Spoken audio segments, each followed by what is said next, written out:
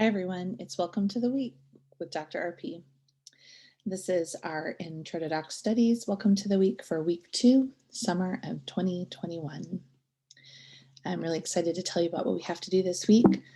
And let's go ahead and get started for the overview. We're going to talk about what this week's about, talk about some assignments that are going to be due in week 2, and then we'll do some housekeeping and talk about upcoming assignments. So I'm going to stop the share and give you a little preview of what this week is all about. This week is about relationships, and you're going to be reading about advisee relationships and some cohort development stuff. You're going to be reading a chapter in Robertson Hyatt's dissertation journey. You're going to be reading a couple articles, Barnes et al. And Zoll in Canvas. And you're going to be watching a conversation in Canvas with Sybil Wyatt, coincidentally your summer instructor. So I'm just trying to think about what I want you to think about as you read and watch this week's content. So the first thing is that let's talk first about advisor-advisee relationships and what I want you to think about as you're reading and reflecting on this week. The relationship that you have with your advisor, first of all, well, some of you are my advisees, and some of you are Dr. Maher's advisees. You were assigned your advisee when you started the program, and that was to make it a little bit easier for you to have a transition into the program for your first year and really into your second year. And by now you have a little bit of a relationship, hopefully, with each of us, and you have started to get to know us and we've started to get to know you. But as you get to know your dissertation research topic better, you might find that your dissertation advisor, or the person who was assigned to you when you started the program, is not the right person for you, that they're not the right dissertation advisor. You know what? That's okay. Your dissertation advisor or your academic advisor at the start of your program might not be the person that that's your dissertation advisor for the length of your dissertation. In fact, a lot of students change dissertation advisors as they have the opportunity to develop their dissertation, as the methods change, as the questions change. So that's okay. What we do know is that as people,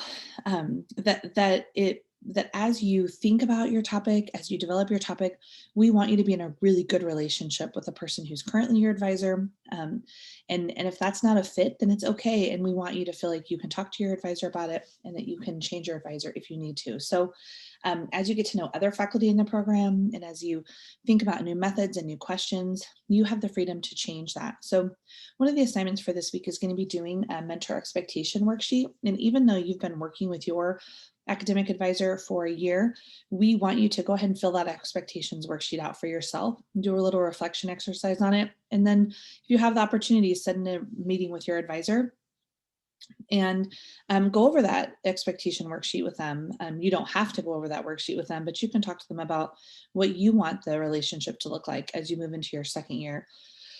What are your expectations for how things are going to look in the next year in terms of communication, in terms of research development? What are your goals for as a professional, as a scholar? What are your goals as you move forward into your finishing this coursework year and into your dissertation year? Now, last year when we talked with students about cohort expectations and cohort norms, I was asking the students in this class to think about developing cohort community. And I think that in many ways, the cohort's done that in a really good way. Developing your cohort community is sometimes really easy and sometimes really challenging. You know, it depends on the moment in the day. And you all have had a really interesting cohort development experience, having to develop most of the community that you have, developing that experience in the online format. So now you're going to have the experience in the next year of developing new relationships in the physical space and learning how to relate to each other in rooms rather than in breakout rooms, right? And so now it's time to think about, what does the second year look like? What are some of the second year norms and expectations that the cohort wants to establish? So the assignment for this week, one of your assignments is going to be to talk to some of your cohort mates and then talk to each other as a class and think about, what do those norms look like in the second year? What changes do you want to see as a community? What things do you want to keep as a community, and how do you want to see the cohort grow and develop together. I told a story about how we had a cohort of 18 in my doctoral program, but 4 of us really came together to become a kind of a study group and a writing group. And as we moved into our dissertation phase, we worked together to write our dissertations and to give each other writing feedback. And eventually all 4 of us graduated, and we graduated really close to within the same time frame. And it was because we worked together to support each other. Most of the other folks in our program graduated eventually too. One a semester before us, and most of them a little bit after us. But it was because we worked together as groups. And so having that cohort support is really important as you work together. And I really want you to think about what that looks like. Now, the one thing I want you to know about in Roberts and Hyatt is that they do talk about different aspects of your committee. And this year, especially as we near the end of the spring semester, we'll be talking more about how in the problems and issues course, we'll be talking about building your committee and how you can go about building your committee and finding the right people to be on your committee. So that's something we'll be talking about in the upcoming semesters. But one of the things that Roberts and Hyatt talk about is adding specialists to your committee. And that's not something we do very often at UMKC, but it is something we'll talk about in that spring semester as well. So don't worry about that for now. Right now, focus on meeting the professors that are instructing your classes. Focus on meeting other faculty who might have research interests and method interests that are similar to yours. Think about who are the people that you would want to be on your committee, that you want to learn from, that might have that might contribute to your knowledge growing, and who you might contribute to the research that they're doing as well. Think about building a team to help support you across the finish line as you work on your doctorate, and especially as you write your dissertation. And we'll work on this together. We'll talk more about this semester. And I'm really looking forward to hearing about your advisee and advisor expectations, as well as your cohort norms and expectations as we go through this week. So let's talk about other things that we're going to be doing this week. And let me just pull up that slide again. So as we go through this week, some assignments that are due in week 2. Your second year cohort norms are, you're going to have a discussion board that's due this Thursday on June 17th. And I want you to reply to each other by June 20th.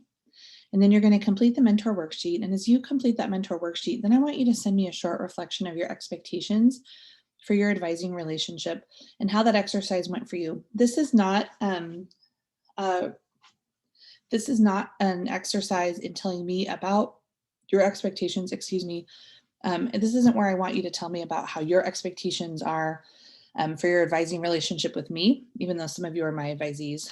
This is a reflection about what it meant to think about your advising relationship and what you want from an advisor, and how it felt to think about putting your needs as priorities and realizing what it is you need. And then I want you to set up a meeting with your advisor, myself or Dr. Maher, to take place in the next couple of weeks to go over that expectation worksheet if you want.